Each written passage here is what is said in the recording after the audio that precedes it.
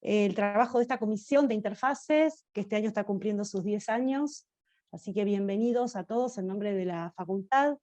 Contamos hoy también con la presencia de Vanessa Schwarzbach, que en su momento fue quien inició Interfaces, así que un placer encontrarnos acá. Vanessa, gracias por seguir participando, a pesar de no estar vinculada directamente con la facultad, pero de seguir participando en tu hijo.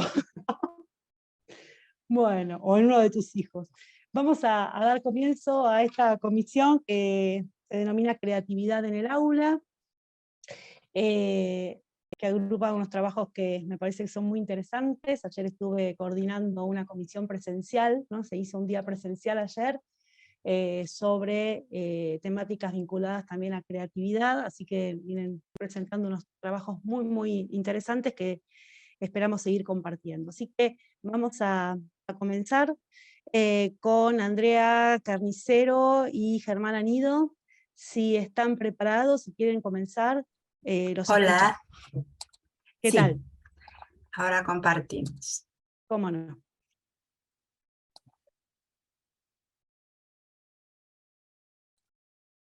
Listo.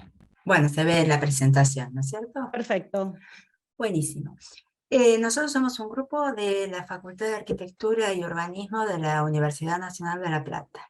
Somos docentes del grado, de posgrado e investigadores.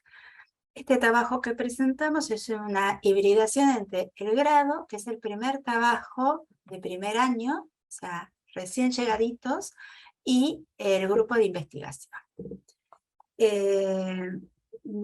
Esta actividad se desarrolla en la asignatura matemática, por lo tanto, al principio siempre tenemos como una reticencia de no, yo no soy bueno, ¿para qué me va a servir? Y entonces empezamos un camino de hablarles sobre que esto es nuestro lenguaje. Nuestro lenguaje ya ahora van a ser las líneas, los planos, las superficies, y para esto nos vamos acercando a situaciones ya conocidas.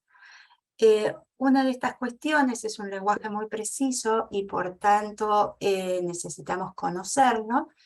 Y cuando nombramos algoritmos siempre parece muy complejo. Para romper con este prejuicio empezamos leyendo instrucciones para subir una escalera de Cortázar.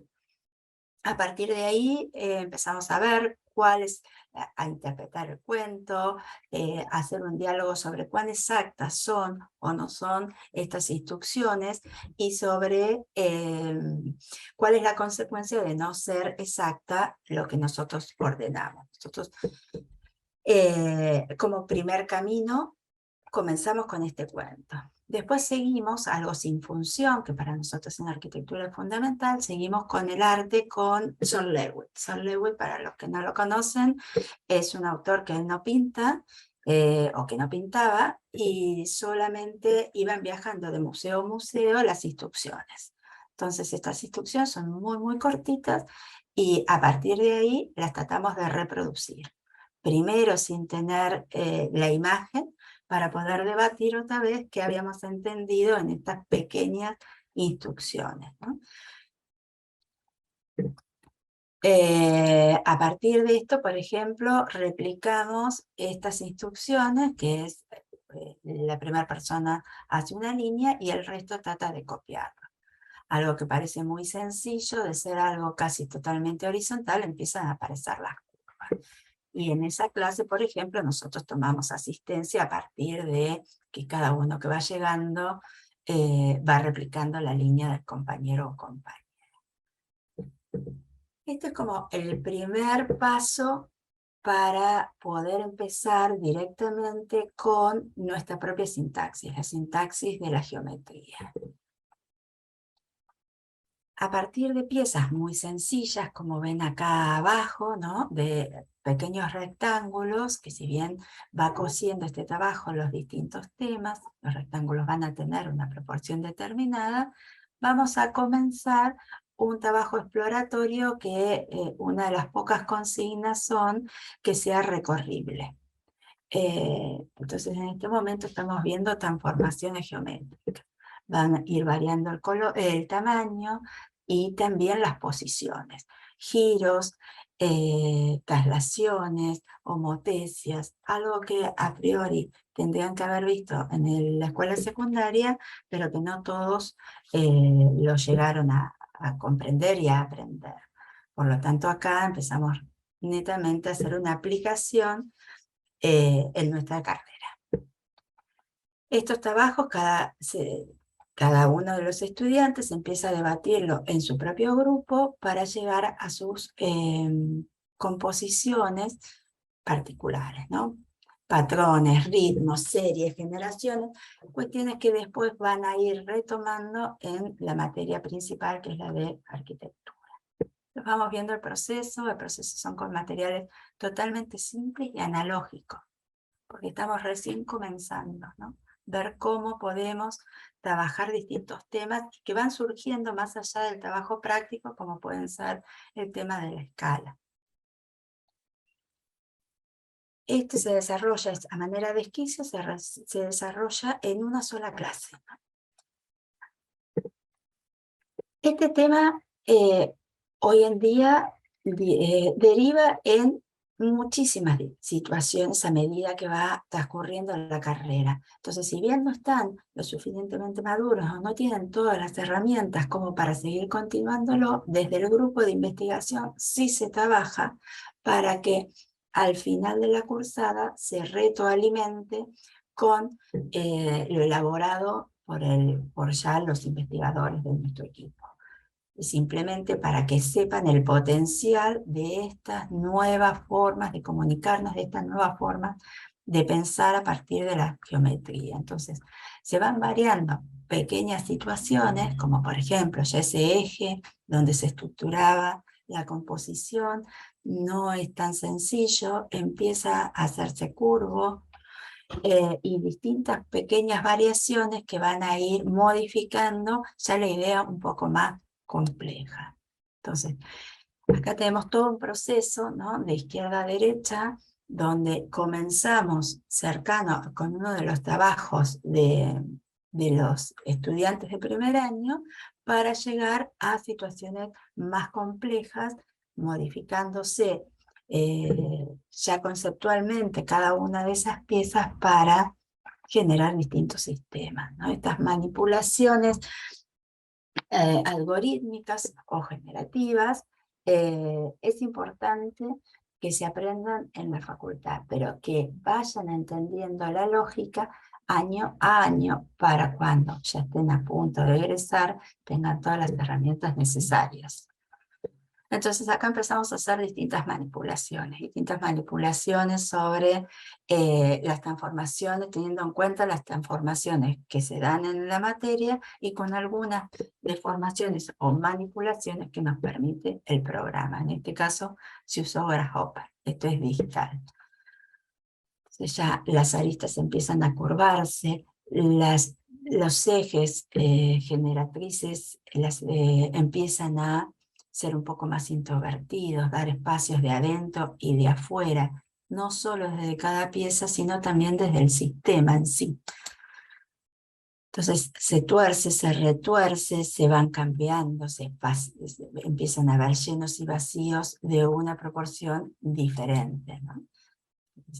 Lo que era una pieza regular que se repetía, ahora empieza a tener sus distintas variaciones, pero desde unas lógicas que son bastante sencillas, más allá de la imagen que nos posibilita o de los espacios que podemos crear, que es el fin último que tenemos en nuestra facultad, ¿no? Espacios habitables.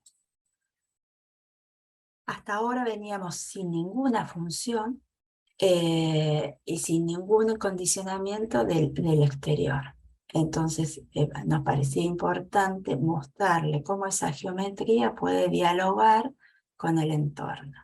En este caso pusimos un atractor que está representado con el árbol, pero puede ser cualquier accidente geográfico, un lago, una montaña, o simplemente una orientación del sol.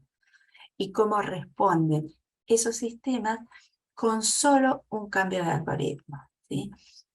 Una pequeña diferencia de órdenes, ¿sí?, de instrucciones, como decía Cortázar, nos permite a nosotros una flexibilización muy, muy grande, y sobre todo lo que nos permite es empezar a darle intenciones a nuestro proyecto individual.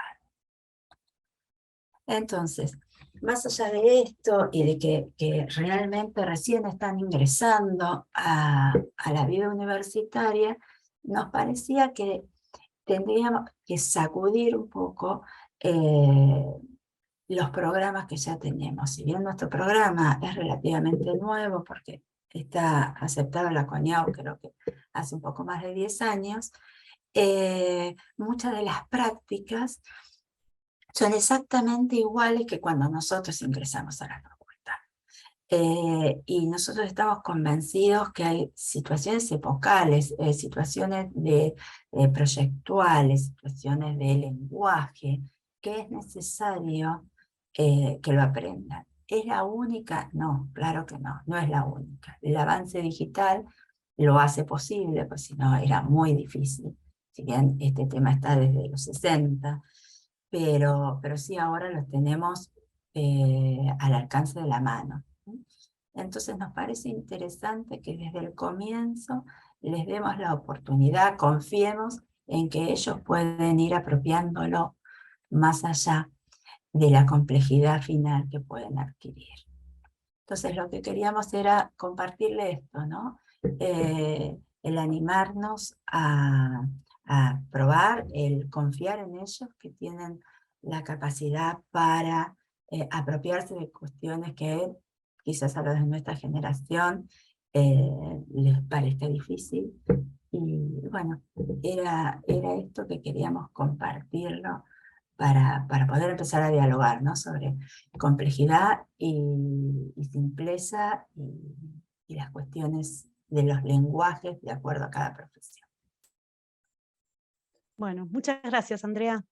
Después, cuando terminemos las exposiciones, vamos a abrir un espacio, ¿sí?, para preguntas, consultas que surjan de las exposiciones. Así que vamos a continuar entonces con Andrea. Si estás lista, Andrea, fíjate si te parece, cuando compartas, si te hace falta apagar la cámara, no hay problema. Perfecto, Porque bueno, veo que hay un poquito de delay. Ah, genial. ¿Se escucha mal? No, Bueno, pero yo veo que a vos escucho el eco de mi voz. Ah, ahí, no sé. Así que vos compartí y probemos, a ver qué pasa. Genial. Sí, no se oye pésimo. ¿No tenés unos auriculares, Andrea?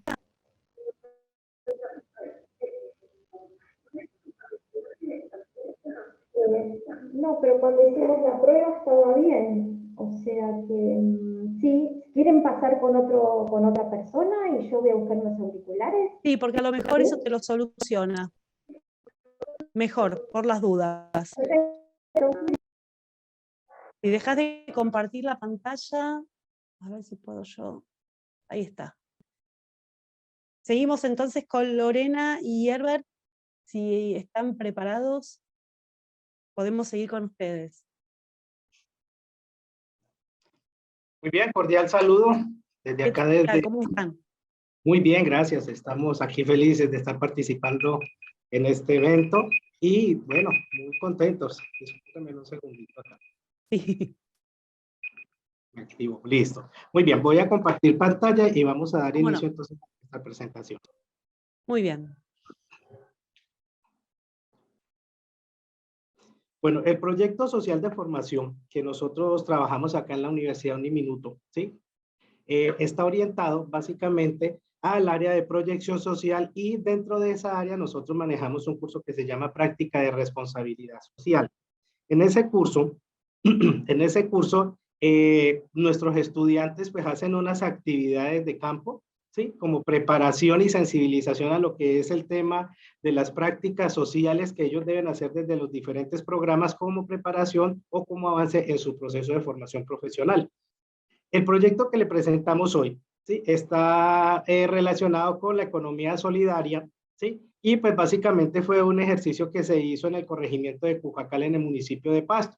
Pasto corresponde al departamento de Nariño, que está ubicado en la parte sur de Colombia, ¿sí? Y pues allí se escogió ese municipio porque pues tenían unas características especiales que nos permitían a nosotros desde la universidad poder generar como esas estrategias con estos colectivos para generar cambio y para tratar de apuntarle hacia una transformación. Muy bien, el proyecto social de formación básicamente es un escenario de práctica responsabilidad social, cuyo punto de partida pues se hizo a través de unos convenios que se realizaron de la universidad con las juntas de acción comunales y pues con organismos vivos de allí del municipio, y pues básicamente eso nos facilitó a nosotros como universidad hacer la contextualización y pues obviamente llevar allí el proyecto social de formación. El proyecto social de formación está orientado básicamente, primero pues a la identificación de las necesidades. Allí nosotros desarrollamos unas guías multidimensionales que nos permiten identificar como esas problemáticas y teniendo en cuenta el tema de la economía solidaria, que es como lo que nos movió allí con el proyecto, pues bueno, empezamos a hacer como unas acciones de integración, identificación de estos actores, de estos participantes del proyecto, y a partir de allí, pues generamos unas estrategias de participación. Esas estrategias de participación, pues se hizo a través de unos contactos con la comunidad, de una caracterización de la población, de la posibilidad que tuvimos desde acá con nuestros estudiantes, realizar como visitas a territorio y a partir de la observación, realizar como una impresión diagnóstica inicial que nos permitieran hacer una aproximación hacia las actividades que se debían implementar allí. Para lograr este propósito, pues obviamente tuvimos en cuenta todas aquellas personas que hacían parte del territorio, grupos, personas que de una u otra manera están involucrados dentro de esa productividad en el municipio, y a partir de allí pues generar unas estrategias de empoderamiento, ¿cierto? A partir también de una red de interacción que nos permitieron a nosotros como establecer esos contactos con ellos y poder empezar a dinamizar procesos y pues retroalimentarlos también para ayudar mucho en lo que tiene que ver con el tema del direccionamiento. Obviamente, pues esto generaría un impacto, ¿cierto? Y el impacto que nosotros estamos apuntándole desde la economía solidaria es tratar de dar unas herramientas, ¿sí? Que a ellos les permitieran en cierta medida, pues, abordar unos temas, ¿sí? A partir de estos dos factores, ¿sí? Que es el proceso de formación y pues son las variables que tuvimos en cuenta, que son tres, que es la vocación agrícola, es un territorio netamente agrícola, también es un territorio que tienen unos negocios familiares, unos emprendimientos muy pequeños, ¿sí? Y pues bueno, aquí también hay un tema bastante fuerte que es el del desempleo. Sobre estas variables nosotros empezamos a generar unas estrategias de formación donde se implementamos lo que son el trabajo en equipo, lo que es la comunicación asertiva, ¿sí? Y a partir de allí la bolsa de empleo. Sobre esas líneas, ¿cierto? Nosotros empezamos, perdón, el liderazgo. Sobre esa línea nosotros empezamos a trabajar actividades con ellos, ¿sí? Por un lado, con el tema del trabajo en equipo, que tiene que ver con habilidades blandas que nos permiten como fortalecer aspectos relacionados con motivación, con resolución de problemas, bueno, y otras alternativas que ellos iban buscando en la medida en que iban recibiendo nuestra formación. Estaba el tema de las hojas de vida, que era importante también capacitarlos a ellos porque muchas veces ellos podían acceder a trabajos, pero el desconocimiento de cómo algo tan simple como hacer una hoja de vida o cómo enfrentar una entrevista, pues no tenían conocimiento y impedían ellos poder acceder a esos empleos. Paralelamente, se hizo también una estrategia de formación en educación financiera, ¿cierto? Esa educación financiera, pues orientada al emprendimiento con aquellas personas que tenían negocios, que tenían de pronto iniciativas productivas, pero que pues no la tenían correctamente legalizadas ni estructuradas para poder funcionar dentro del marco de la ley, de la norma. Y finalmente, pues la generación de redes sociales de promoción que le permitieran a ellos asociarse, que le permitieran a ellos crear como esas líneas gruesas que les permitieran comercializar sus productos y, pues bueno, acceder también como a otras oportunidades allí sociales. Muy bien. Aquí les estoy mostrando, ¿sí? Básicamente cómo nosotros hicimos esa ruta, ¿ya? Y cómo esa ruta fue orientada con nuestros estudiantes para tratar de impactar el territorio, pues tuvimos una situación de pandemia donde se requirió el conocimiento de algunas herramientas y donde hubo la necesidad también de trabajar con ellos desde estas instancias que nos facilitaron las tecnologías de la información. Y entonces a partir de allí, pues bueno, hicimos los encuentros presenciales con las juntas de acción comunal y pues con aquellos colectivos también donde podían tenerse en cuenta para la participación en el proyecto. Pues se hacían encuentros semanales, nosotros cada que podíamos hacernos los contactos con ellos y a partir de allí pues se generaron esos encuentros donde nosotros como universidad llevamos a nuestros estudiantes y empezamos ya a interactuar con ellos a través de estas herramientas para poder generar ya como el desarrollo del proyecto y pues poder empezar a capacitarlos y a formarlos a ellos en los temas que les acabo de mencionar anteriormente. No sé si Lorena está allí para que me ayudes también y continúes con la presentación. Sí, Herbert. Muy bien. Listo. Como mencionaba mi compañero, pues acá en la Corporación Universitaria Minuto de Dios, para nosotros es importante no solamente la formación en campos específicos, sino también todo lo que tiene que ver con la formación integral de nuestros estudiantes. Es por eso que todos los estudiantes, independientemente de la carrera, en cuarto semestre, miran lo que es la práctica de responsabilidad social. En este caso en específico, contamos con estudiantes que estaban cursando lo que es administración de empresas y administración en seguridad y salud del trabajo. Una de las necesidades que se visualizó en el momento de realizar los diagnósticos fue que la universidad no estaba llegando a las zonas rurales de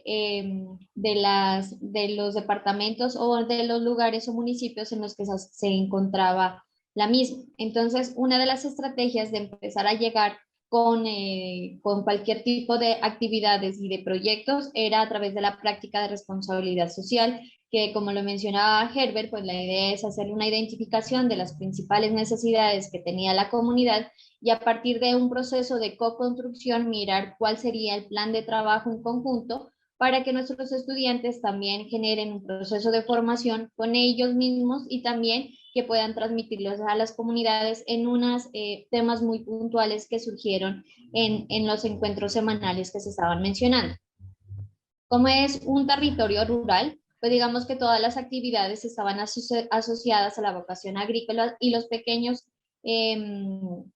los pequeños lugares de intercambio estaban referenciados más que todo frente a negocios familiares. Con lo de la pandemia se miraron principalmente afectados porque muchas personas con lo del proceso de aislamiento, pues no se podía generar estos procesos de intercambio y asimismo también afectaron muchos de los sectores específicos de los productos que ellos tenían. Cujacal se reconoce por ser una zona de cultivo de cebolla larga. Entonces, digamos que ese fue también como una situación que tuvimos que hacer el análisis para mirar cómo podíamos activar estos pequeños negocios teniendo presente todo el proceso de la pandemia.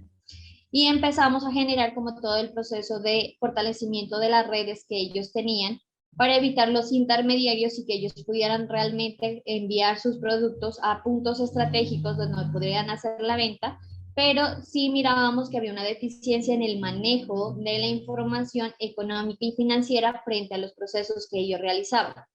Entonces, durante todo el proceso del plan de trabajo que se realizó con los estudiantes, tuvimos unas capacitaciones muy específicas frente a las necesidades que ellos tenían, pero también tuvimos la necesidad de implementar algunas actividades por unos medios que ellos más utilizaban, que era el WhatsApp, lo que era el Facebook y digamos que Meet.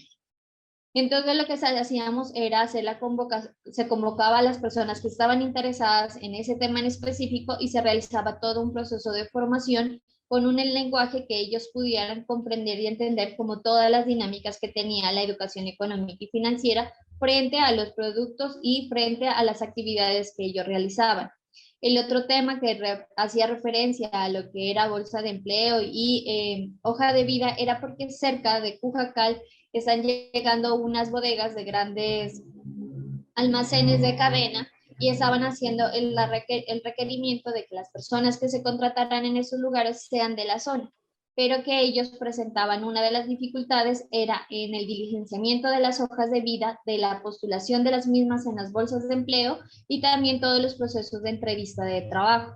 De ahí la necesidad también de fortalecer las habilidades blandas en cada uno de ellos, con la finalidad de que también aquellos estudiantes de la zona de Cujacal que quisieran trabajar o acceder a algún puesto de trabajo de estos lugares, pues tuvieran todas las facilidades de poderlo realizar.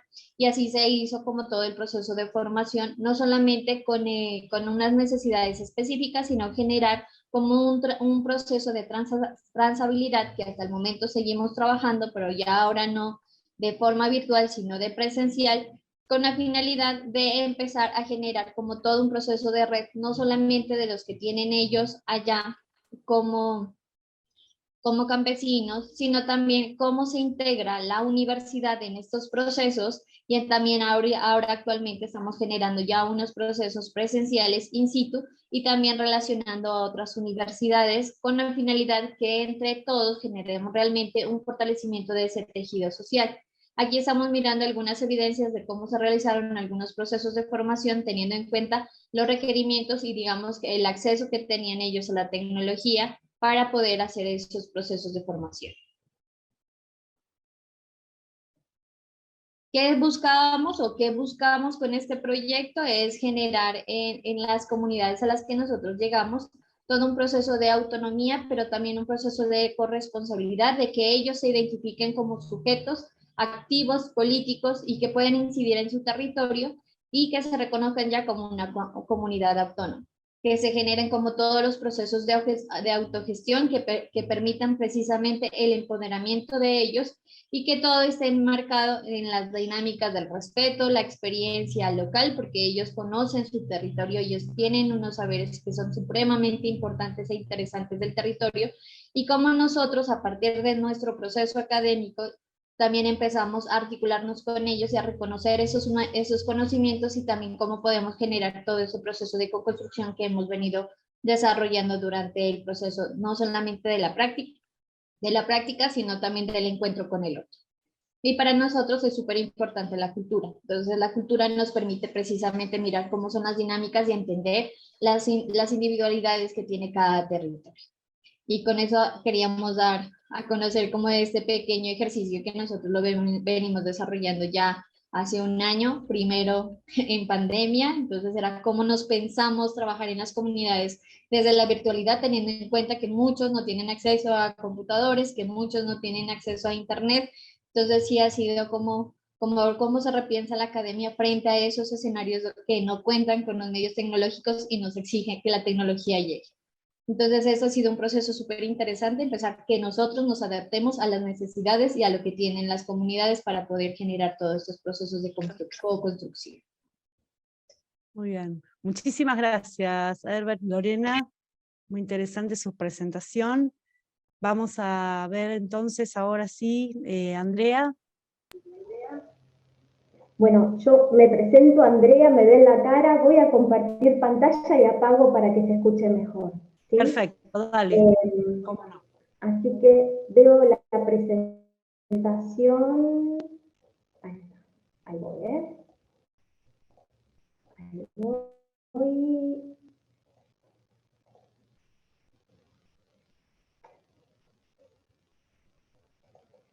¿Pueden ver la presentación?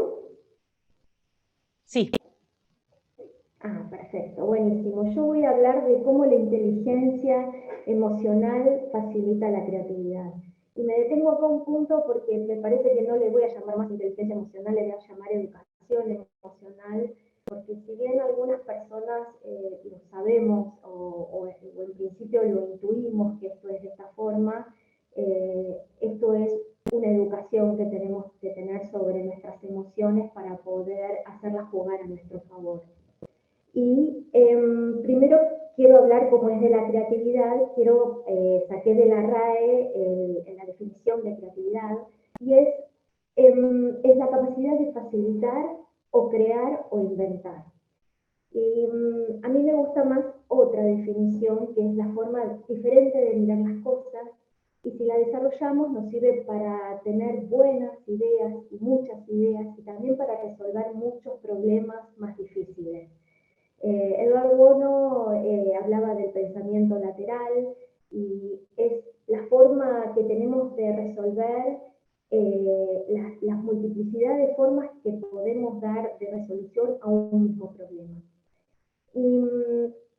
Y esto se desarrolla, ¿y cómo hacemos para desarrollarlo? Pero antes de pasar a eso, me gustaría contarles cómo es que nuestro cerebro funciona en cuanto a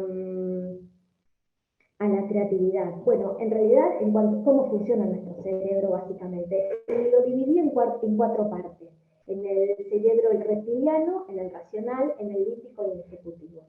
El reptiliano es el cerebro primitivo, el que compartimos, el que tenemos todas las especies animales.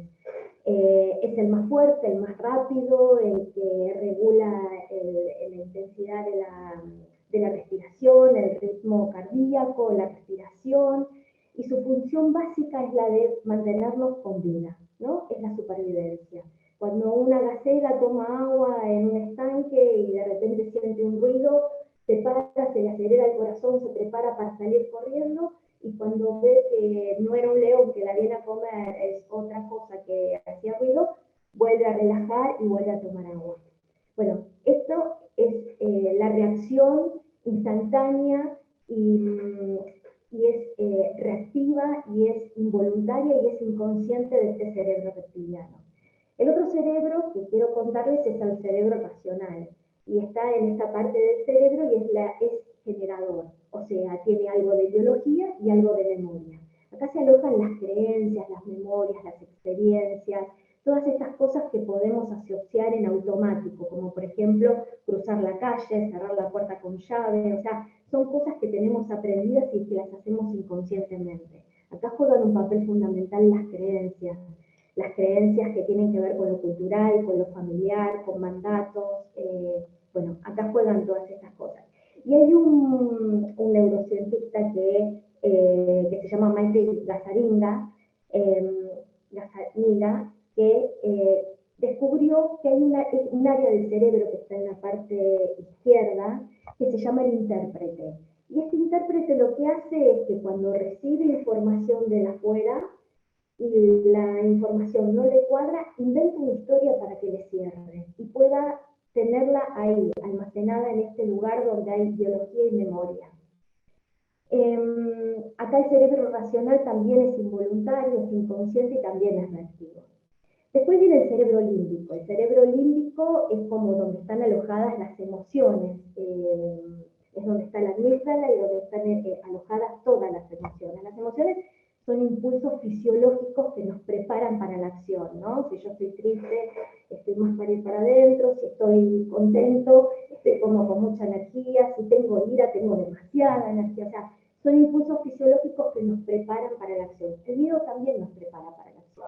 Entonces, cuando tenemos miedo, el cuerpo se prepara, se acelera el ritmo cardíaco, la sangre va a las extremidades y nos prepara para salir corriendo, para poder, nos pone la mirada túnel. Entonces esto nos prepara para poder sobrevivir, básicamente. Y después tenemos el cerebro ejecutivo, que es el cerebro donde nosotros le llamamos comúnmente cerebro, ¿no? Que es el que piensa, que es donde está la creatividad, la inhibición de los impulsos, las regulaciones emocionales, la organización, la planificación, el ejecutar metas, el planificarlas, el llevarlas a cabo, hacer estrategias, corto, mediano, largo plazo, el lenguaje, las matemáticas. Bueno, acá se asocia todo lo que tiene que ver, y esto se encuentra acá en la parte frontal, que se llama neocórtex, y aquí está todo lo que hacemos, lo que llamamos normalmente pensar. Este sí es consciente. Esta área del cerebro sí es consciente. Acá tenemos que hacer un esfuerzo. Y el cerebro se resiste a que esta parte piense, porque el pensar requiere de muchísima energía. Entonces el cerebro prefiere hacerlo todo en automático y reservar esa energía por si se presenta algún peligro. Entonces, a partir de eso, quiero contarles otra cosa muy breve, que es el camino corto y el camino largo. entran por los sentidos, por el gusto, el tacto, la visión, la audición, información a una estación de relevo, que es el tálamo, y ahí lo que hace el tálamo es como hace una repartición de la información. Ah, ¿es algo conocido? Lo mando al camino corto. ¿Bien? Y acá es donde juegan esto que les hablaba del intérprete, de la memoria, las creencias. Si es algo que yo ya sé hacer en automático, que yo ya es algo conocido y lo manejo a nivel inconsciente, lo manda al camino corto. Ahora, si es algo para pensar, algo para resolver, algo nuevo, algo, ahí va al camino largo. También podemos ser conscientes nosotros de cuando el camino corto está encendido, darnos cuenta que este camino corto no nos conviene, entonces empezamos a pensar y a ser conscientes nuestros pensamientos. Cuando el camino corto se activa, y esto es cuando se recibe la información, la estación está de relevo, que está en el tálamo, recibe la información, lo que hace es ver si es beneficioso para la persona o es perjudicial o nos pone en peligro. Entonces, si nos pone en peligro, directamente lo manda al camino corto y lo que hace es encender el miedo. Cuando enciende el miedo, el camino corto está en la amígdala, que es donde les contaba que estaban las emociones, enciende el miedo. ¿Y qué pasa? Cuando hay miedo, no podemos planificar, porque lo que hace el cerebro es bloquear el neocórtex, es bloquear toda el área de pensamiento. Entonces, si tenemos el área de pensamiento bloqueada, lo que nos sucede es que no podemos crear, no podemos pensar, no podemos planificar. Lo que tenemos que hacer es bajar la intensidad de la emoción, del miedo, para poder aquietarnos, relajarnos y poder pensar, planificar, bueno, y en esta ponencia crear o inventar. Entonces, ¿qué cosas pueden facilitar la creatividad? Básicamente espacios de confianza, espacios seguros, espacios tranquilos, donde no haya miedo al error, donde el error sea parte del aprendizaje o sea parte del probar, del salir de la caja, del explorar cosas nuevas. La mayoría de las personas que no intentan las cosas es porque tienen miedo a errar, entonces a veces el miedo al error es algo que nos bloquea, que no nos permite avanzar, no nos permite como poder desarrollarnos mejor. Y pongo un poco de cortisol porque el cortisol es lo que segrega el miedo, es la hormona que segrega el miedo, y el cortisol es necesario para activarnos un poquito. Un poquito de cortisol lo funciona para tener miedo a no llegar y eso nos permite planificar. Tener miedo a olvidarnos de algo, entonces utilizamos la memoria o nos preparamos mejor. Un poco de miedo siempre es bueno porque esto, como genera acción, nos lleva a los impulsos de poder buscar las herramientas para poder lograr lo que queremos, pero en pocas dosis, porque en muchas dosis el cortisol bloquea el neocórtex y no nos permite ni planificar, ni pensar, ni crear. Y quería contarles 3 formas de bajar el nivel de intensidad de las emociones. Una es respirar profundo. A mí no me funcionaba el audio, entonces me empecé a poner nerviosa, reconocí que enseguida se me agitó el corazón, entonces cerré los ojos y respiré profundo para poder bajar. No mucho, porque si entro relajada, esto va para abajo, pero sí con un nivel como para poder no estar tan nerviosa al punto que me olvide de decir cosas, tan nerviosa que se note y lo transmite y no quede bien. Otra forma de bajar el nivel de intensidad de las emociones, las no deseadas, ¿no? Ira, miedo, que son las que por ahí nos bloquean, es cambiar el foco, pensar en otra cosa, pensar en algo que tenga que pensar, no sé, 2 más 7, o sumar, no algo de memoria como las tablas, pero sí, por ejemplo, contar de 5 en 5, de 4 en 4, de 3 en 3, algo que yo tenga que ir pensando a medida que lo digo y no sea de memoria. Otra cosa es resignificar. Resignificar significa tener otra interpretación, abrir, hacer ese camino corto que llega, el que hace el cerebro de forma automática, que tiene que ver con hacerlo automático, con las cosas que ya conocemos, es frenar un poco y pensar si eso que estoy pensando me lleva a buen puerto, me lleva a la meta que yo quiero seguir. Porque acá el 90,6% de las cosas que pensamos no sucede.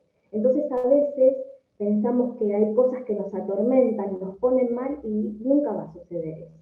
Entonces a veces es frenar un poco y poder hacer foco y repensar y tener más apertura. Y por último, quería contarles más o menos cuando las emociones no te permiten crear, qué es lo que tenemos que hacer. Les conté que entraba por los sentidos, el cerebro interpreta, hace lo suyo y me genera una emoción que no me ayuda a pensar, a crear, a inventar. Entonces lo que tengo que hacer es frenar un poco. Cuando freno, bajo el nivel de la emoción, respirando hasta que baje, y a partir de ahí lo que puedo hacer es pensar. Me tengo que cuestionar. Me tengo que cuestionar si lo que yo estoy viendo me sirve y me es funcional para llegar a la meta donde quiero llegar. Y a partir de ahí, cuando incorporo nuevas visiones, incorporo nuevas formas de pensar o de mirar, o como decía Bono, un pensamiento lateral, distintas soluciones a un mismo problema, ahí aparece, se hace la luz y puedo crear. Tener inteligencia emocional nos permite ser conscientes de nosotros mismos, saber cómo funcionamos, cuándo nos ponemos nerviosos, cómo aquietarnos. Saber autorregularnos es súper importante, saber si respiro, si me funciona respirar, si me funciona pensar en otra cosa. Motivarnos, porque esta es la forma motivarnos es la forma que siempre nos va a mantener felices y comprometidos con lo que queremos hacer. Y ser empático, esto es fundamental para las relaciones. Ser empático ayuda a comprender situaciones, a personas y a las relaciones. Así que bueno, muchísimas gracias. Muchas gracias, Andrea. Aquí estoy. Muchas gracias por tu presentación. Vamos a seguir entonces con Paulo.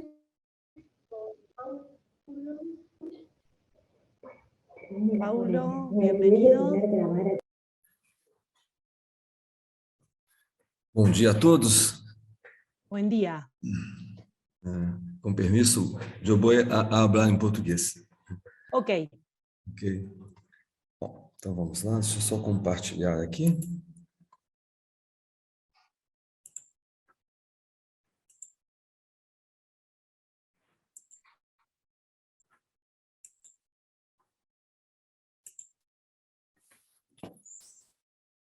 Todos vendo? Sí. Então vamos. Bom, vamos. Bom dia novamente, né? Estou falando aqui da Universidade Teresa d'Ávila de São Paulo, Brasil, né? Nós aqui temos uma pós-graduação em Design, Tecnologia e Inovação, que é um mestrado interdisciplinar e um modelo chamado modelo profissional. E o nosso maior desafio, por ele ser interdisciplinar, é que nós temos, então, uma série de profissionais que não são designers, inclusive eu mesmo não sou designer, né? E qual é a nossa dificuldade? É que esses profissionais pensem como designer, né?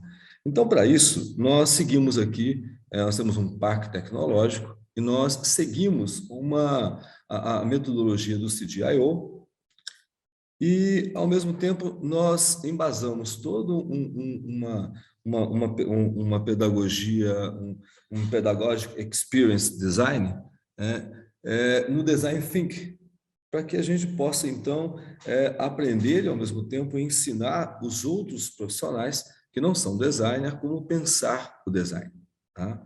Então, o que vamos mostrar aqui, na realidade, é uma metodologia que nós estamos usando para ensinar Design Think e uma proposta pedagógica que está amparado em um construtivismo de Piaget, na zona proximal de aprendizagem de Vygotsky, nos conhecimentos prévios de Dewey e na condição de você aprender além do conceito do Paulo Freire, tá? Então, vamos lá. Eu queria trazer aqui, primeiramente, revisitar um pouco a questão do Design Thinking, né? Quando nós falamos em Design Thinking, acho que é importante nós irmos até 1973 e falar lá com o McKean, que ele vai fazer a primeira citação, né, dessa expressão Design Thinking, né, lá na Universidade de Stanford. E aí nós temos uma série de outras histórias trabalhando por aí, até que nós temos Tim Brown em 2008, um outro designer também, e que vai, pela Harvard Business, vai atualizar esse conceito, que é um conceito de como pensa o design. Porque Design Thinking não é só uma metodologia para o design, é a forma com que ele tem de enxergar o mundo, né? E a partir desse ver o mundo, desse mirar o mundo, né, ele vai, na realidade, fazer o quê? Desenvolver com isso produtos, serviços, processos e estratégias, mas dentro de uma fala de um designer mais atualizado, um designer que tem o seu cliente, o seu usuário, né, como o ponto-chave, como o ponto central. A partir daí, nós usamos, então, o Design Thinking, que é essa metodologia. Uma metodologia que está dentro também da própria metodologia do CDIO e que trabalha a ideia da empatia, da definição, da ideia, da prototipação e depois do teste, né, do como provar. Por conta disso, o que nós fizemos? Como é que foi essa nossa Experience Design, né? Então, olha que interessante. A gente começa isso de forma presencial, né? Nós começamos fazendo isso online, né, porque por conta da pandemia, mas depois nós trouxemos isso também para o presencial, tá? E aí, no presencial, nós estamos trabalhando o quê? Nós começamos pela empatia. E nós usamos dois modelos muito simples para a gente poder trabalhar. Essa é outra grande característica do nosso trabalho, né? Nós precisamos mostrar para os outros profissionais que é possível, né, pensar como design a partir de metodologias de ensino-aprendizagem com elementos simples. Então, nós usamos o barquinho de papel, primeiramente. E dentro de uma metodologia, então, presencial, nós temos o primeiro momento que é explicar para, ou gerar informações para que os nossos alunos entendam como é a flutuabilidade, como é que um barco flutua na água. Então, esse é o nosso primeiro momento. Então, a gente vai estudar um barco, por exemplo, tá? Vamos estudar aqui um navio. No segundo momento, nós vamos definir o nosso problema. Qual é o modelo de barco de papel que tem melhor flutuabilidade? E aí, então, veja, nós estamos usando o barco de papel. Essa é a coisa mais simples que a gente pode trabalhar, até porque há um conhecimento prévio, lá da infância, pelo menos, de que as pessoas um dia já brincaram com um barco de papel. Então, isso é importante porque a gente revisita Dewey, né, lá com a experiência, o aprender com a experiência, o aprender com os conhecimentos prévios. E aí, então, nós definimos isso. E vamos para um terceiro momento, que é o momento da ideação e da prototipação. O que é a ideação? Nós vamos visitar, nós vamos trazer para cá algumas ideias de como fazer barcos de papel. Então, esse é o primeiro momento. Vamos buscar as ideias que já existem.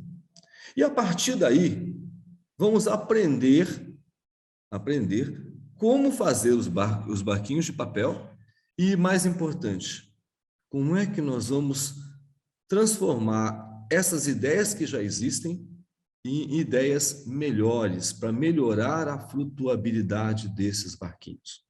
E aí nós vamos para a prototipação. Esses são os nossos alunos construindo os seus modelos. E é bem simples mesmo, é assim, essa simplicidade é fundamental para o Experience Design, tá? Aí, nós vamos testar isso, né? E aí, de uma forma muito simples, né? Vamos construir os barquinhos e vamos colocar isso, né, na água para ver quem é que flutua, quem fica mais tempo flutuando.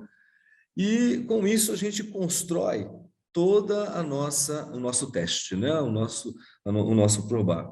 E aí, no final, nós podemos construir aqui, foi construído numa lousa, né?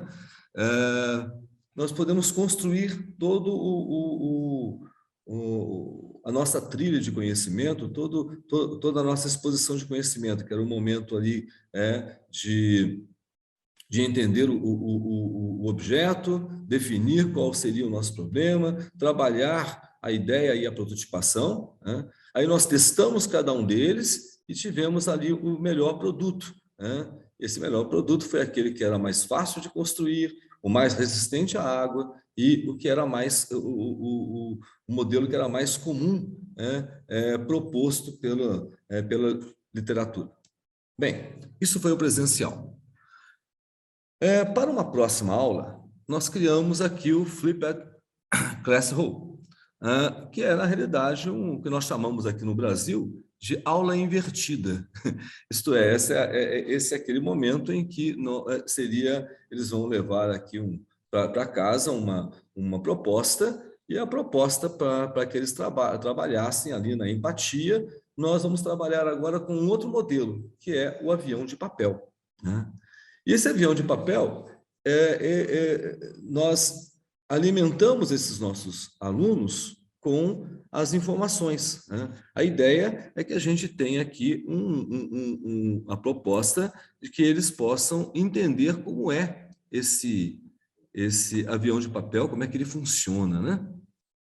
E aí nós damos, então, todas as informações sobre um avião, independente se ele é de papel ou não. Mas o importante é que eles entendam como é que um avião voa, né? Então, nós geramos para eles uma série de informações. Uma coisa importante, acho que é importante falar aqui, que essas informações, elas não chegam de uma forma tão científica assim, né? Nós fazemos o que a gente chama aqui no Brasil de uma transposição pedagógica. Isso é, nós criamos modelos modelos pedagógicos para que possamos facilitar, né, esse aprendizado via informação científica. Então, tudo que está aqui tem uma informação científica, mas, na realidade, ele está, o que a gente chama aqui, a gente faz um design instrucional, né?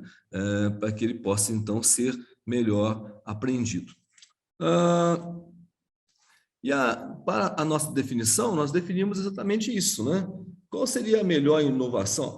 Antes disso, esses alunos precisavam escolher um modelo de avião de papel e trazer para a classe, né?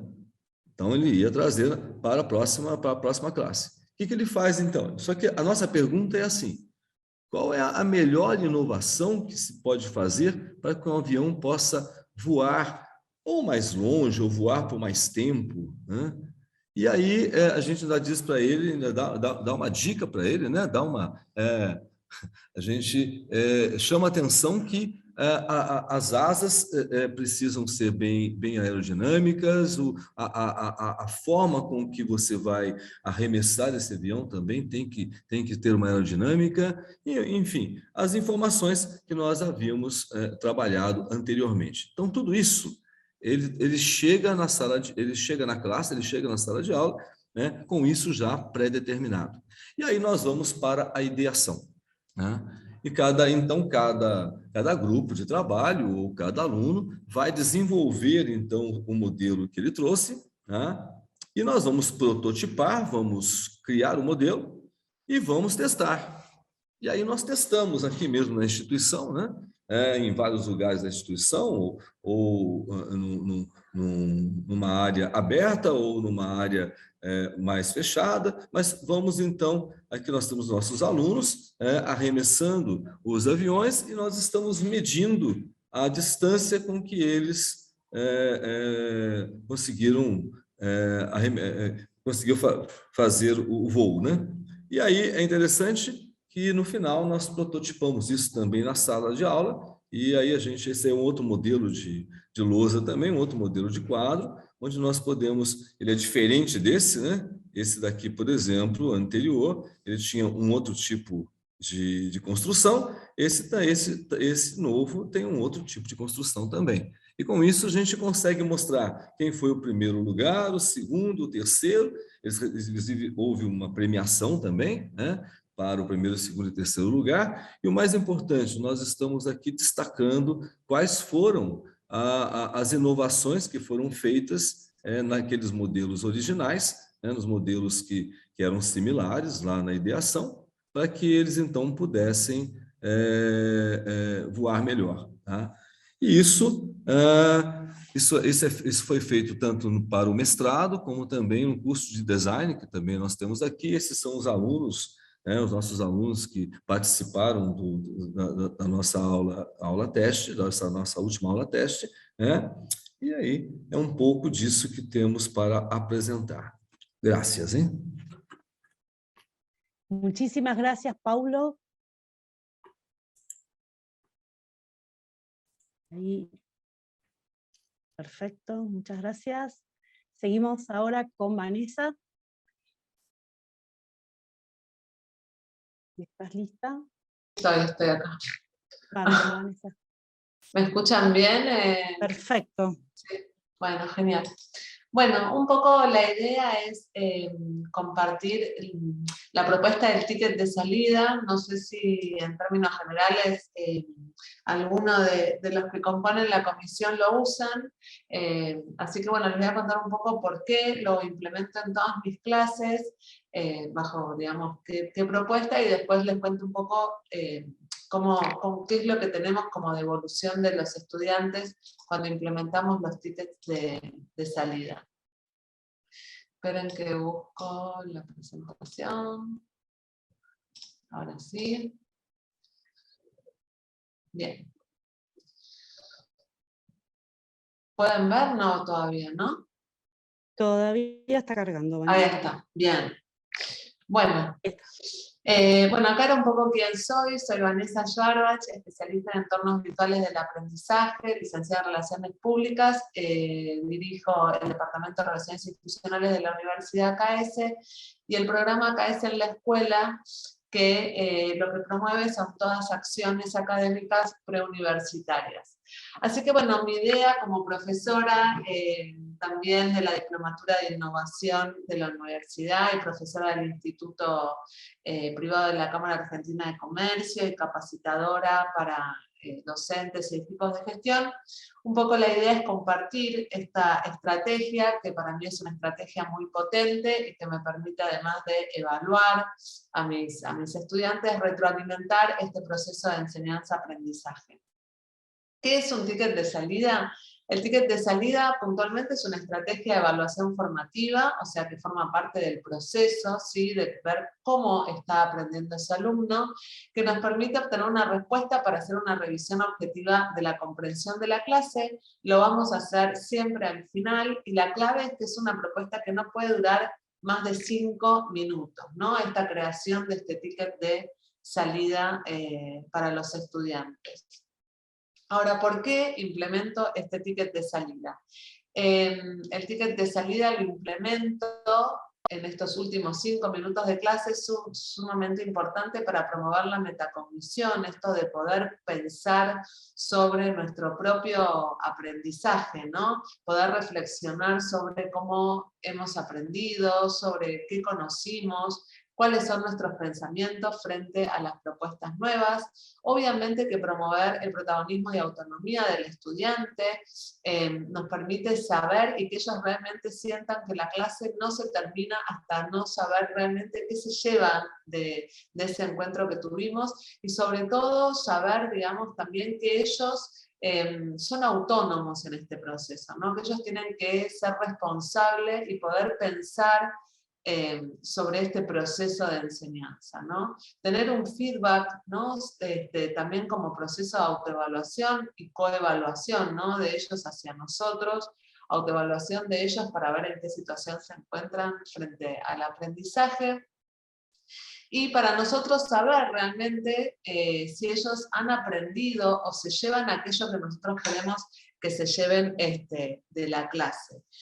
A mí me pasa puntualmente que, digamos, una vez que termina la clase, leo lo que ellos comentan, ahora les voy a comentar a través de qué tipo de preguntas, y la clase siguiente siempre la inicio, por eso pongo que es una estrategia potente, ¿no?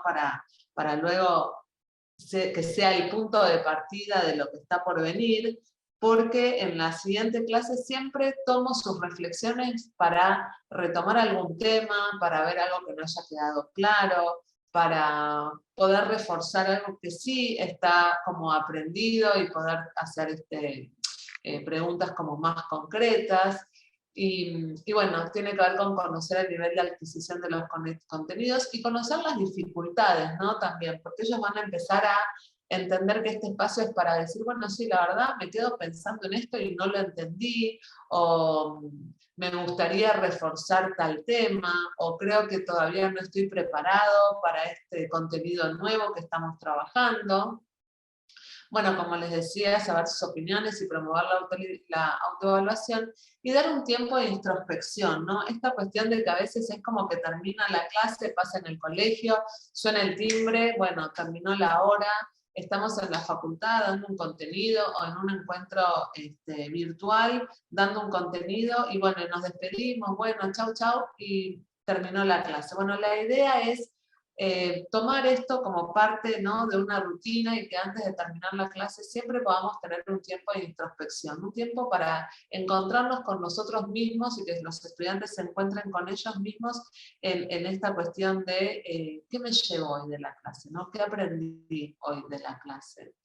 Y sobre todo, como les decía antes, una estrategia súper potente para optimizar nuestra clase, para saber cómo, ¿no? Empezar a planificar mejor, cómo acercar mejor ese contenido a los alumnos, ¿no? Como, bueno, poder hacer este trabajo también metacognitivo con nuestra propia gestión docente. Así que bueno, acá hay algunas preguntas que yo les comparto y que generalmente comparto con mis alumnos. Yo generalmente, esto piensen que tiene que durar no más de 5 minutos, con lo cual generalmente elijo 2 o 3 como mucho, y les pregunto, por ejemplo, algo que aprendí, una idea clara que se llevan de la clase de hoy, algo en lo que se quedan pensando, si se sintieron preparados para la clase, si se sorprendieron. Me sorprendió que, ¿no? Lo más útil que aprendí hoy fue, esta clase me resultó interesante porque una pregunta que me hago, ¿no? Una pregunta que después puede ser el disparador como para iniciar la siguiente clase. Algo que le contaría a un compañero que aprendió hoy, que le contaría a un compañero que no vino, por ejemplo, ¿qué le contaría? Entonces ahí yo puedo saber qué se está llevando, qué realmente tiene aprendido de incorporado que trabajó hoy en el encuentro. Solía pensar que, y ahora pienso que, ¿no? A partir de lo que aprendí yo pensaba tal cosa, sin embargo ahora me doy cuenta o pienso, o vine pensando que y me voy pensando otra cosa. Me gustaría saber más sobre, ¿no? Esto de poder pensar, ¿qué más puedo saber? O esto me despierta otras preguntas. Después de esta clase me siento motivado, me siento triste, siento que no puedo, siento que estaba preparado. Digo, qué bueno cuando podemos pensar todo esto y cuando todo esto se transforma en un ejercicio real, ¿no? Este ejercicio que me da la posibilidad de encontrarme conmigo mismo. Entonces, si yo sé que siempre la profesora, el maestro, al terminar su clase me va a dar este espacio, ¿no? De reflexión sobre mi propio proceso de aprendizaje, va a llegar un momento que cuando termina la clase naturalmente me quedo pensando o voy a evaluar qué me llevo, ¿no? De la clase, qué aprendí, qué dudas tengo. Yo sinceramente lo incorporo en todas mis clases, en mis talleres, porque me parece súper clave poder generar este hábito de la metacognición, ¿no? Sobre poder repensar de lo que creía que sabía o lo que estoy aprendiendo y me pregunto. Así que bueno, algunas propuestas, perdón, esto se trabó, perdón, a ver, ahí está, algunos formatos posibles, ¿no? Y ahora les comparto algunos formatos, dejo de compartir, perdón, que no fui para atrás, dejo de compartir un minuto, y les vuelvo a compartir. Uno de los formatos es el formulario, ¿no? El Google Form, tan fácil de realizar, donde, bueno, básicamente lo que tienen que hacer es elegir alguna de esas preguntas que compartí. Y esperen que quiero salir de acá y no puedo. No puedo dejar de compartir esa pantalla, discúlpenme, pero quiero ver si puedo. Ahí está, salir de acá. Ahí está. Ahora sí. La idea un poco tiene que ver con que si tengo un formulario de Google, ahí puedo directamente poner las 2 o 3 preguntas que quiero hacer, para que después, digamos, poder yo como docente ver qué es lo que pasó con mi clase. Una propuesta también tiene que ver con que no siempre tiene que ser una cuestión individual, por eso preparé, a ver si la pueden ver. Por No la ahora pueden no. ver. No. Bueno, había preparado unas ruedas, parece que la computadora no sé qué le pasó. Así que bueno, ahí está. ¿Pueden ver la rueda? Ahora sí, sí, ahí está. Bien. Entonces yo en esta rueda voy a cortar la cámara a ver si de esta manera anda mejor. Ven, acá tengo una rueda. Se lentiza, ahí está. Bueno, no sé si la conocen. Esta es una rueda que gira, entonces yo acá pongo las preguntas, todas las preguntas, y cuando termina la clase les pregunto a los chicos. Yo podría tener una rueda con todos los nombres de todos los que estamos en el aula y las preguntas, digamos, metacognitivas del ticket de salida, y cuando sale una pregunta de la rueda, ¿no? Yo a veces les pongo, me sentí preparado para la clase de hoy, y bueno, y si esto uno lo toma como un ejercicio, los chicos empiezan a sincerarse, ¿no? Bueno, acá por ejemplo sale la pregunta, algo que aprendí de la clase de hoy.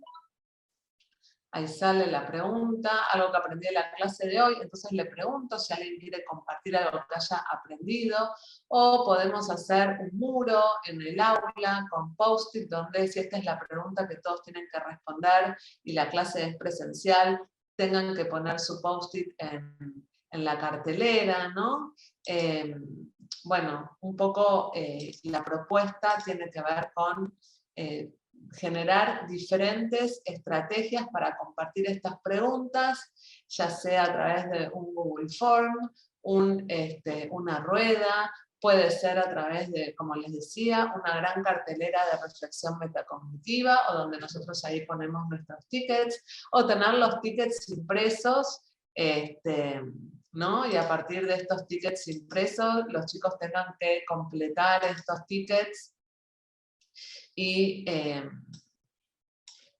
de manera, acá tengo algunos, ¿ven? Esperen que comparto en grande.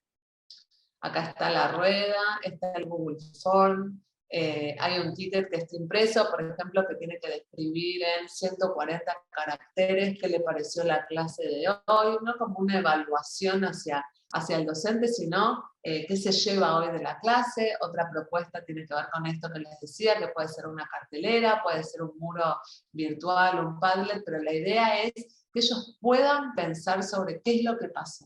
Así que bueno, un poco la idea de potenciar nuestras clases y utilizar el ticket de salida, sugiero que lo intenten, que sumen estrategias que potencien, ¿no? Los procesos de enseñanza-aprendizaje, y donde realmente le demos este lugar a los estudiantes de ser protagonistas. Así que bueno, muchas gracias, espero que lo puedan llevar a sus clases, a sus aulas, a sus espacios, y bueno, y gracias a Interfaces por por este espacio también de compartir esta propuesta con colegas. Muchas gracias, Vanessa. No, Interesante. por favor. Gracias. Antonella ¿Qué tal? Rivero, ¿cómo Buen estás? día, ¿cómo están? ¿Todo Muy bien? bien. Bueno, voy a pasar a compartir pantalla entonces para Dale. arrancar.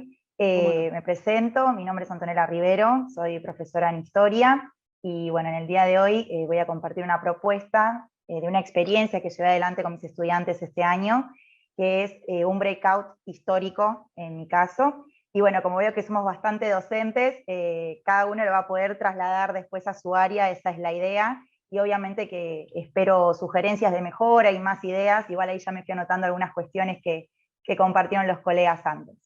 Bueno, comparto pantalla.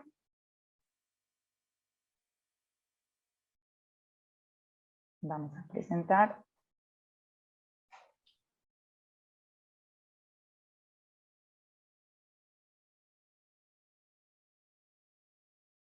Bien. Ahí Bueno, genial. Esta propuesta se llama, bueno, un breakout histórico. En esta oportunidad yo lo apliqué utilizando como temática la Segunda Guerra Mundial, pero se puede aplicar para cualquier temática, obviamente, ya sea de historia o de otra asignatura, de otra materia. Un breakout, que seguramente les suena el nombre, pero como para poner también una definición general y partir de ello, es una dinámica grupal, hay varios grupos, y cada grupo tiene que resolver una cantidad de retos y acertijos. En este caso yo hice un breakout de 4 desafíos, pero se puede hacer o más cortito o más extenso, según el tiempo de clase del que disponemos, o cuál es el objetivo de la propuesta que vamos a hacer. A medida que ellos van resolviendo cada uno de los retos, obtienen claves o pistas que finalmente les van a permitir abrir un candado, y de esa manera ganar el juego. ¿Sí? Bien. En esta oportunidad, como se los comentaba anteriormente, yo elegí como temática la Segunda Guerra Mundial, que es uno de los temas que trabajamos con los estudiantes. Esta actividad la puedo utilizar con estudiantes de cuarto o de quinto año de la escuela secundaria, que son los años donde se trabaja o se recupera la temática, ¿bien? Y el límite de tiempo en este caso fue de 30 minutos. Es decir, ellos tenían 30 minutos para resolver los 4 desafíos con éxito. Obviamente, algunos grupos lo resolvieron en menos de 30 y otros apenitas les alcanzó el tiempo para poder terminar. Me parece súper importante, con el objetivo también de optimizar los tiempos, que recién lo señalaba Vanessa también, proyectarles a ellos o compartirles una cuenta regresiva para que puedan ir regulando sus tiempos de trabajo. Y de esa manera que, bueno, con el objetivo de que todos los grupos consigan resolver los desafíos. El breakout parte de una narrativa, hay una situación inicial, nos ponemos en un contexto, y el punto de partida en el caso del breakout que les comparto hoy, dice así: corre el año 1945, tú y tu equipo pertenecen al selecto grupo que trabaja junto a Alan Turing decodificando los mensajes alemanes producidos por la máquina Enigma. Para decodificar el mensaje de hoy, deberán resolver los siguientes desafíos y utilizar los materiales que obtengan para decodificar el mensaje. Esa era la narrativa inicial que ellos recibieron, como para ponerlos en contexto y también motivarlos un poquito a que inicien el desafío del breakout. El breakout, como les comentaba, está conformado por 4 desafíos. En este caso, se puede hacer más extenso, más cortito, se puede adaptar los desafíos según el curso al cual está destinado. En primer lugar, el primer desafío fue una suma de imágenes. El segundo desafío fue un armar palabras. El tercero fue un cifrado César. Y el cuarto, tenían que introducir el mensaje correcto en un candado digital. Quizás para todos, o por lo menos lo que me pasó a mí, ahora me van a contar ustedes si les pasó también, la primera dificultad que tenemos es una dificultad económica. Es decir, si tenemos que comprar candados físicos para resolver todos los juegos, realmente estamos un poco complicados. Entonces, apelar a los candados digitales en este caso es una opción que realmente nos va a facilitar y nos va a alivianar económicamente bastante. Bueno, paso a explicarles en qué consistían cada uno de los desafíos propuestos. El primer desafío, que como les decía es una suma de imágenes, seguramente si son observadores del programa de televisión Pasapalabra, saben que es uno de los juegos que está dentro del programa. Ellos recibían una cantidad de imágenes y tenían debajo la cantidad de letras del concepto que tenían que descubrir. Por ejemplo, en el caso de esta imagen que vemos acá, sería Tratado de Versalles, que es uno de los antecedentes, ¿sí?, producto de la Primera Guerra Mundial, para tener en cuenta y pensar en la Segunda, ¿sí? Este fue el primero de los desafíos. Una vez que ellos lograban resolver este desafío, iban a recibir un siguiente sobre con el próximo desafío y una pista o una clave a tener en cuenta para lograr la resolución del juego final. El segundo desafío consistía en armar palabras. Ellos recibían una cantidad de letras y utilizando esas letras tenían que confeccionar palabras vinculadas a la temática. En este caso, vinculadas a Segunda Guerra Mundial, obviamente. Lo mismo, una vez que ellos concluían con la confección de las palabras, se las revisa, se las chequea y reciben el siguiente sobre con el tercer desafío y una nueva pista a tener en cuenta. El tercer desafío consistía en un cifrado César. Bien, ellos reciben estas ruletitas que pueden ver en pantalla con la clave de cuántas posiciones está desplazado el alfabeto en este cifrado César. Una vez que lograban decodificar el mensaje y asegurarnos de que sea el mensaje correcto el que tienen que introducir, finalmente llegaban a la última instancia del breakout, que consistía en el candado digital. Para resolver el candado digital tenían que introducir ese mensaje que habían decodificado dentro del candado. Yo particularmente utilicé Genially para generar el candado. No sé si conocen la plataforma Genially, pero hay una forma, digamos, de colocar una clave, una contraseña a una diapositiva. Entonces, de esa manera nosotros podemos, ¿sí?, incorporar la contraseña con la frase que queramos que los estudiantes generen como respuesta y luego generamos un código QR para poder acceder a ese Genially que generamos. Yo particularmente utilizo Genially porque visualmente me parece más atractivo, estoy acostumbrada a trabajar con la plataforma, pero también se puede hacer en otras plataformas ese candado digital, como por ejemplo, si queremos una opción más práctica, utilizar Google Forms, que ya también lo mencionaron otros colegas anteriormente. Bien, una vez que los estudiantes lograban introducir la frase correcta en ese candado digital, ganaban el juego. Y bueno, de esta manera habían logrado ejercitar y aplicar un montón de los conceptos que habíamos trabajado en clase. La experiencia fue muy bonita, así como llevé adelante la experiencia con Segunda Guerra Mundial, también lo trabajamos con Guerra Civil Española, que fue otra de las temáticas que estuvimos abordando, y bueno, lo cierto es que aparecen también distintas experiencias por parte de los estudiantes, quizás estudiantes que no se animan tanto a participar en clase en este tipo de juegos, pueden tener un rol más protagónico, o pueden sentirse más importantes porque logran resolver algo que por ahí otra persona del equipo se traba por un segundito y ayudan a sus compañeros, así que realmente fue una experiencia muy, muy gratificante. Estoy obviamente trabajando en mejoras para el breakout, en pensar otros desafíos, otras problemáticas, así que bueno, cualquier consulta o cualquier sugerencia de los colegas va a ser más que bienvenida.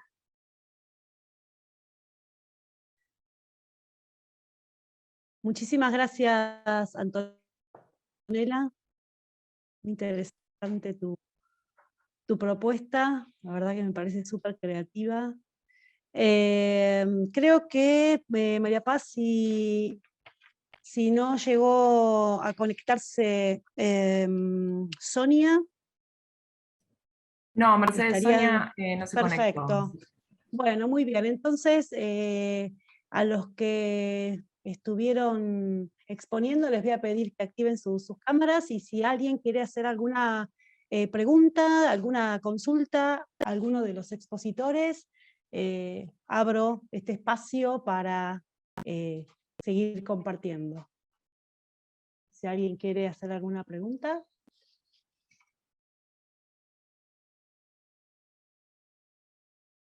¿No?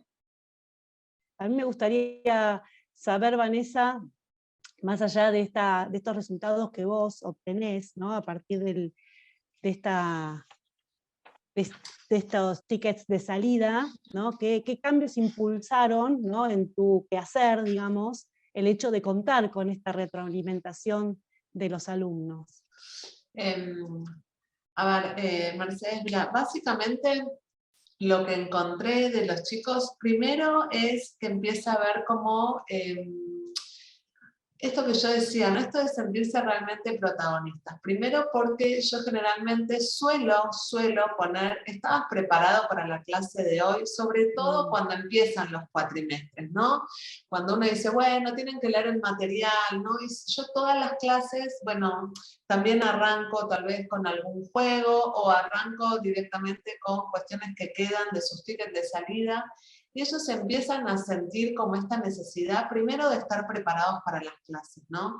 Y después lo que me sirve es en esto de a veces corregir algunos, ¿no? Conceptos que quedan poco claros, ¿no? Como, ¿qué me llevo hoy de la clase? Y me llevo, no sé, que el marketing, o me llevo que el ticket de salida, y tal vez, bueno, quedó algún concepto que yo quiero retomar, queda alguna frase buena, digamos, con la cual yo puedo disparar la clase. Qué bueno esto es lo que se quedó pensando Mercedes respecto del rol del consumidor, porque me sirve a mí para, ¿no? Y darles un valor, porque si yo voy a hacer el ticket de salida, esto es re importante, y no lo voy a leer, no lo voy a poner después sobre la mesa, no les voy a dar al lugar a ellos de que ese recurso es, además de ser una mirada introspectiva, es para que yo también mejore mis prácticas docentes, es como que, bueno, pierdo un poco la validez y la motivación.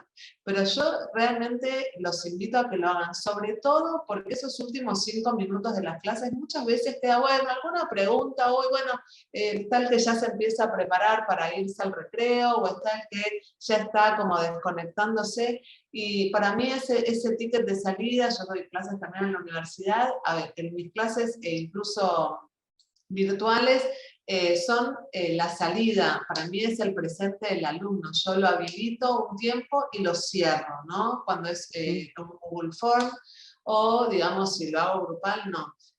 También me sirve si hago alguna actividad de grupo para preguntarles cómo te sentiste en el grupo, qué aprendiste nuevo en tu dinámica de grupo. Entonces, nada, es esta cuestión de decir, me tomo 5 minutos y pienso, ¿qué me pasó hoy? Y qué bueno si mi profesora puede saber lo que me pasa y a partir de eso sigo construyendo este aprendizaje. Así que bueno, yo realmente lo súper incorporo, lo súper recomiendo y sí es un compromiso nuestro docente de tener esa lectura, ¿no? Con los chicos para seguir construyendo esos espacios. Así que bueno, básicamente eso es lo que hago yo con estos tickets. Sí. Sí, no, me encanta de todas las presentaciones, sobre todo los que presentaron casos de aplicación, casos prácticos, es esto de conocer, bueno, qué pasó del otro lado, ¿no? ¿Cuál fue la respuesta que obtuvieron a partir de la aplicación de estas estrategias, ¿no? Algunas tan creativas como puede ser la de Antonella, que me encantó, y ya me estoy pensando, ¿viste? ¿Qué puedo hacer con lo mío, que es la geografía? Que se presta muchísimo para Perdóname, esto. te doy un dato, Mercedes. En Geniali vos podés entrar y tenés las breaking rooms y por temáticas casi armadas, con lo cual también es como que te puede ayudar según el tema, ya te da como todo el diseño, siempre que sea virtual. Anto lo preparó presencial, está buenísimo. Claro. Y sí, me encantó también. Pero si entras a Geniali, tenés breaking ya por temáticas, en algunos casos armadas, o estructuras que vos les ponés el contenido y los chicos tienen que ir pasando por los diferentes desafíos. Genial, genial. Lo voy a buscar y a ver si lo puedo preparar y aplicar. Y también el caso de, bueno, de Lorena y Herbert y de Andrea, también me gustaría saber estos resultados, ¿no? que obtuvieron la respuesta, en el caso de, bueno, de Lorena, que empezaron en la pandemia con esta experiencia, ¿no es cierto? Y ya lo están haciendo de manera presencial, ¿cómo lo están continuando? Sí, digamos que era un proyecto que inició de forma presencial, pero cuando empezaba a arrancar, llegó la pandemia. Ahí, Entonces, digamos que ese proceso lo que nos ayudó es a entender otra realidad y la comunidad digital, ¿no? Digamos que siempre estábamos acostumbrados al trabajo con comunidades de forma presencial. La pandemia lo que nos enseñó es que hay otra comunidad y que también hay que trabajar, hay que fortalecer lo que entendemos como tejido social. ¿Y cómo lo vamos a hacer? Entendiendo las realidades que se presentan en cada contexto. Porque el contexto de acá, digamos, puede ser muy diferente hasta en la misma región. Entonces, digamos que eso nos ayuda como a pensar en diferentes herramientas para adaptarnos. ¿Qué es lo que hemos tenido ahora? Es que ya retornamos nuevamente a la presencialidad, pero después de haber estado tanto tiempo en pandemia, las comunidades también están en un proceso nuevamente de adaptación a los procesos presenciales. Entonces, digamos que venimos de adaptación en adaptación, adaptarnos a estar encerrados y después empezarnos a adaptar nuevamente a las otras realidades después de pandemia. Entonces, digamos que estamos en este nuevo proceso de construcción. Lo que sí hemos logrado y creo que nos ha facilitado es que Cujacal se priorizó no solamente con la Corporación Universitaria Minuto de Dios, sino que se priorizó con otras 5 universidades. Entonces ya es un sector que está priorizado acá en Pasto y lo tomaron, acá hay 3 funciones sustantivas que creo que está inmerso en todo, que es la docencia, investigación y proyección social.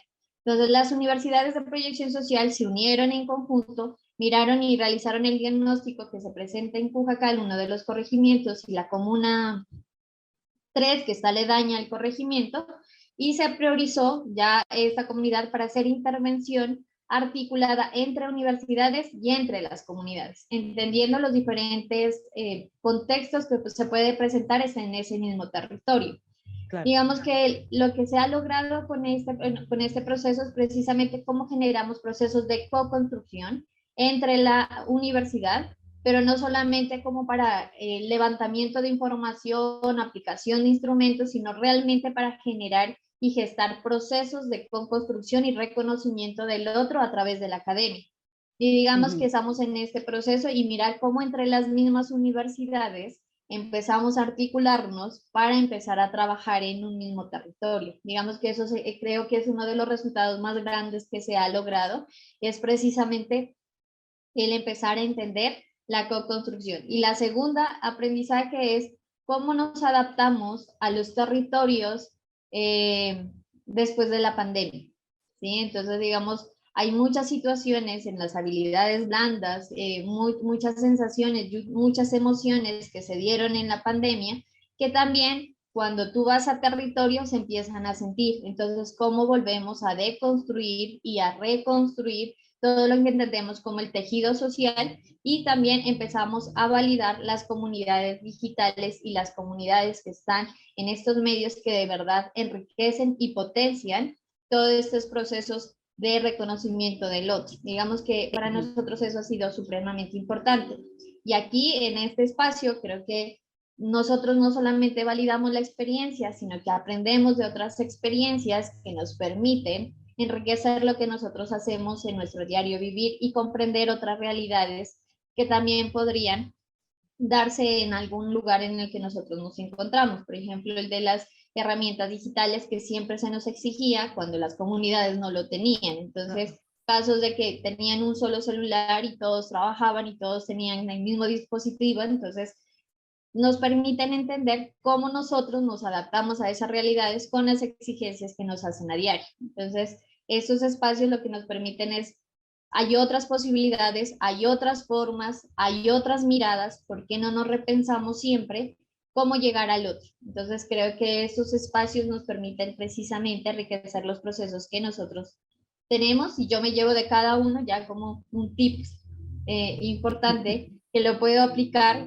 cuando estoy en el encuentro con el otro. O sea, los 5 minutos son súper claves porque es aprendimos, no aprendimos, están en función de salir, y eso lo hablo con la comunidad, porque la comunidad también viene de una dinámica y una rutina y ellos quieren rápido y que sea el tiempo muy preciso por las obligaciones que tienen, pero también de las otras experiencias como cómo ser más creativos en el momento de llegar a ese otro, entendiendo su realidad y también cómo entender las dinámicas de cada territorio. Digamos que eso es lo más importante que yo me llevo de cada uno de los que expusieron en este momento.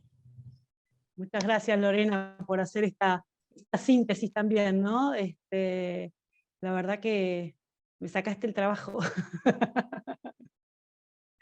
Bien, no sé si alguien más quiere hacer algún comentario, algo que haya quedado pendiente. Si no es así, les agradezco muchísimo la participación.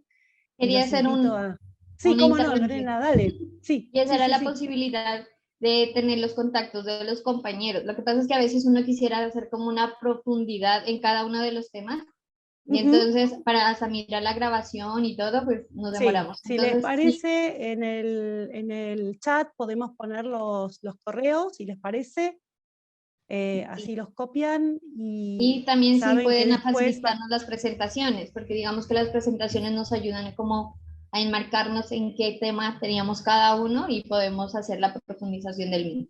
Esa es como mi solicitud. Como les parezca, se pueden compartir por el chat, o si quieren compartimos los correos de cada uno y se van escribiendo, como les parezca a ustedes. Quizás es más fácil esa manera que subir las presentaciones al chat, así que les doy estos minutitos para que lo puedan hacer, de compartir sus correos. Ahí está Antonella, ya lo subió, su correo, Lorena también. Igual después en la grabación el chat vuelve a aparecer. Así que...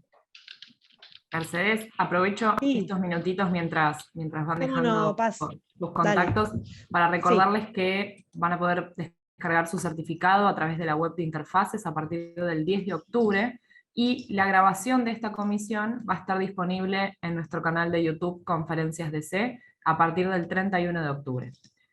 Perfecto. Gracias, Paz. Creo que ya están todos.